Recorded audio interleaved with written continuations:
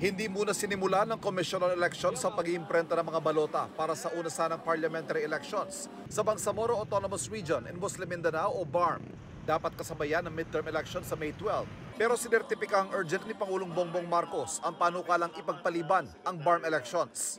Sabi ng palasyo, naniniwala ang Pangulo na sa pagpapaliban ng BARM elections ay mas matututukan ng Bangsamoro Transitional Government ang pagsasaayos ng governance structure nito. Kung sakaling mapopospone ng Bangsamoro and parliamentary election, mag-o-open ba muli tayo ng filing ng certificates of candidacy? Kasi kung hindi, okay na yung listahan na meron tayo.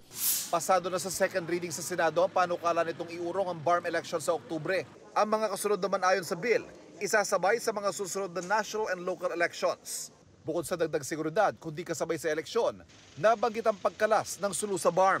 Kailangan nila para mag-refocus ng security forces doon sa BARM area. Pangalawa, para mabigyan din ng sapat na panahon ng BTA kung sakasakali, kung pagpapasyahan nila, na i-reallocate yung 7 seats na dapat nasa Sulu na nawala bungsod ng Supreme Court decision. Sa panukala namang ipinasa ng Kamara, iuurong ang BARM elections sa susunod na taon at kada 3 taon naman ang susunod na BARM elections. Si Pangulong Bongbong Marcos muna mag-a-appoint sa Bangsamoro Transition Authority o BTA na hanggang June 30 lang sana ang termino at papalitan sana ng yahalal na BARM Parliament.